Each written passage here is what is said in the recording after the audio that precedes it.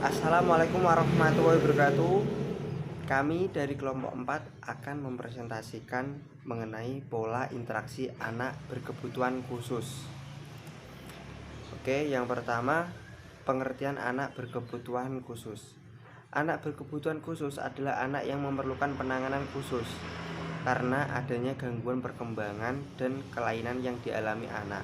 Berkaitan dengan istilah disability, maka anak berkebutuhan khusus adalah anak yang memiliki keterbatasan di salah satu atau beberapa kemampuan, baik itu bersifat fisik seperti tunanetra dan tunarungu, maupun bersifat psikologis seperti autisme dan ADHD. Pengertian lainnya bersinggungan dengan istilah tumbuh kembang normal dan abnormal pada anak berkebutuhan khusus bersifat abnormal, yaitu terdapat penundaan tumbuh kembang yang biasanya tampak di usia balita seperti baru bisa berjalan di usia 3 tahun. Hal lain yang menjadi dasar anak tergolong berkebutuhan khusus yaitu ciri-ciri tumbuh kembang anak yang tidak muncul atau tidak sesuai usia perkembangannya, seperti belum mampu mengucapkan satu kata pun di usia 3 tahun, atau terdapat penyimpangan tumbuh kembang seperti perilaku ekolalia atau membeo pada anak autis. Selanjutnya yaitu jenis kondisi siswa berkebutuhan khusus. Yang pertama, kesulitan belajar spesifik. Anak yang berkesulitan belajar spesifik adalah anak yang secara nyata mengalami kesulitan dalam tugas-tugas akademiknya, terutama dalam hal kemampuan membaca, menulis, dan berhitung atau matematika. Diduga disebabkan karena faktor disfungsi neurologis, bukan disebabkan karena faktor inteligensi. Inteligensinya normal, bahkan di atas normal, sehingga memerlukan pelayanan yang khusus. Anak berkesulitan belajar spesifik dapat berupa yang pertama kesulitan belajar membaca atau disleksia, yang kedua kesulitan belajar menulis atau disgrafia, yang ketiga kesulitan belajar berhitung atau diskalkulia, dan yang terakhir yaitu kesulitan berbahasa atau dispasia. Kesulitan belajar umur. Yang pertama ada tunanetra.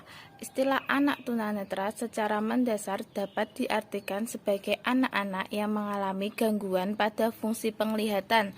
Kemudian ada tunarungu.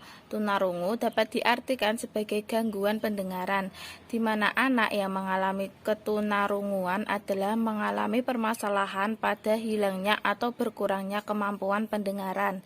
Kemudian ada tunagrahita, yaitu istilah yang disematkan bagi anak-anak berkebutuhan khusus yang mengalami permasalahan seputar intelijensi. Kemudian di slide 7 yaitu ada tunadaksa. Tunadaksa dapat diartikan sebagai gangguan motorik. Anak tunadaksa adalah anak yang mengalami gangguan fungsi gerak yang disebabkan oleh permasalahan pada organ gerak pada tubuhnya. Kemudian ada tunalaras. Anak tunalaras merupakan gangguan perilaku yang menunjukkan suatu penentangan yang terus-menerus pada masyarakat, merusak diri sendiri, serta gagal dalam proses belajar di sekolah.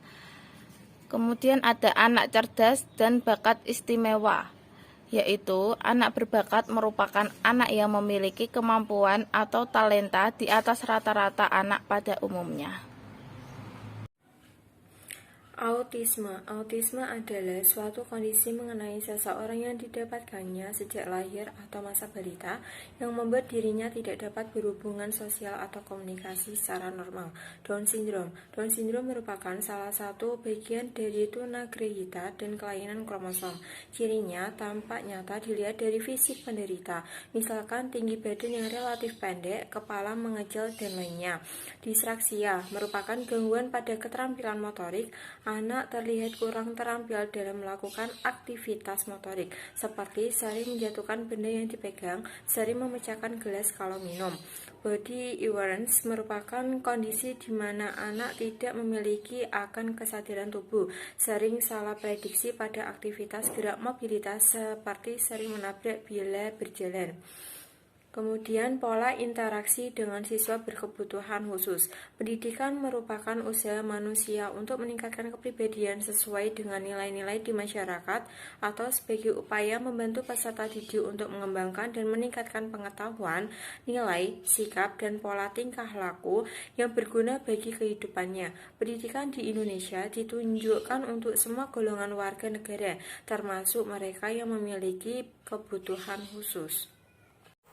3 pola interaksi dengan siswa berkebutuhan khusus. Yang pertama, pola interaksi individu dengan individu, yakni pola interaksi guru dengan individu atau anak berkebutuhan khusus tunagrahita ringan, pola interaksi guru dengan anak berkebutuhan khusus tunagrahita sedang, dan pola interaksi guru dengan anak berkebutuhan khusus tunadaksa. Yang kedua, pola interaksi individu dengan kelompok.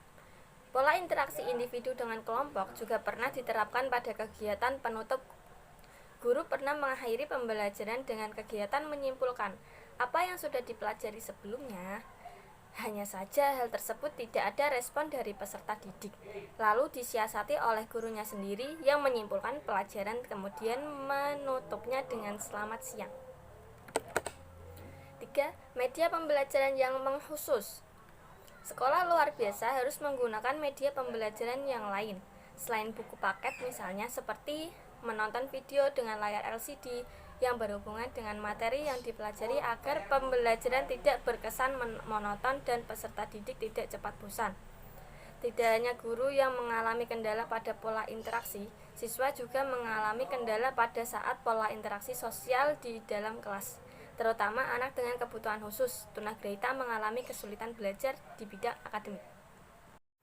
Demikian presentasi yang disampaikan oleh kelompok kami. Kurang lebihnya kami mohon maaf. Wassalamualaikum warahmatullahi wabarakatuh.